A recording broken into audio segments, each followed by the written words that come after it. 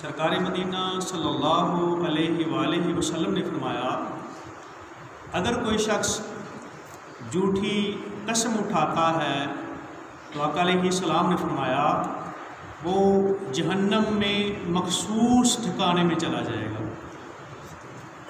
پھر لجپال کریم آقا علیہ السلام نے فرمایا، اللہ تعالیٰ کی نافرمانیوں میں سے سب سے جلد جس چیز کی وجہ سے عذاب آتا ہے وہ ظلم ہے، کہ آپ کسی کے اوپر ظلم نہ کریں۔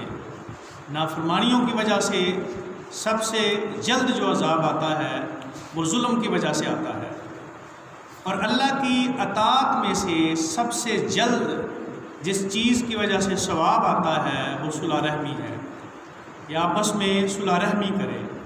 اور پھر کریم آقا علیہ السلام نے فرمایا کہ جھوٹی قسم گھروں کو برباد کر دیتی ہے۔ اگر کوئی شخص جھوٹی قسم اٹھاتا ہے تو اس ایک قسم اٹھانے کی وجہ سے گھر کے جتنے افراد ہیں وہ بھی اس کی لپیٹ میں آ جائیں گے، اور پورے کا پورا گھر کی لپیٹ میں آ جائے گا۔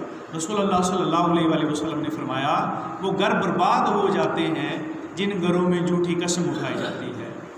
اور اسی طرح اگر کوئی شخص کسی مسلمان کا ناجائز مال لینے کے لیے جھوٹی قسم اٹھا لے، بعض دفعہ ہوتا ہے ہم کہتے ہیں کہ تو قسم اٹھا دے، تو وہ جھوٹا ہونے کے باوجود مال کو لینے کے لیے اگر قسم اٹھا دے، رسول اللہ صلی اللہ علیہ وآلہ وسلم نے فرمایا ایسے شخص کے اوپر اللہ رب العالمین جنت کو حرام کر دیتا ہے، اور اس شخص کے لیے اللہ رب العالمین عذاب دوزخ کو واجب قرار دے دیتا ہے۔ اس کے لیے جنت حرام اور دوزخ اس کے لیے واجب قرار دے دیتا ہے۔ صحابہ نے عرض کی، یا رسول اللہ صلی اللہ علیہ وسلم، یا حبیب اللہ، ہمارے ماں باپ آپ پہ قربان ہو، آقا اگر وہ مال تھوڑا مال ہو پھر اس نے قسم اٹھائی؟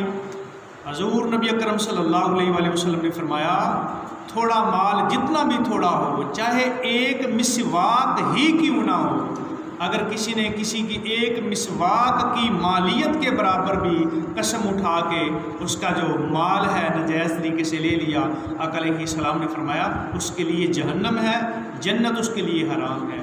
اس لیے حضور نے فرمایا قسمیں نہ اٹھایا کرو۔ قسمیں اٹھانے سے مال تو بک جاتا ہے لیکن اس میں جو برکت ہے وہ ختم ہو جاتی ہے، اور جھوٹی قسم کا ٹھکانہ جہنم ہے۔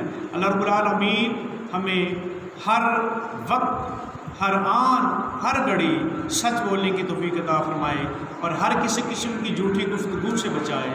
وآخر دعواہم ان الحمد للہ رب العالمین۔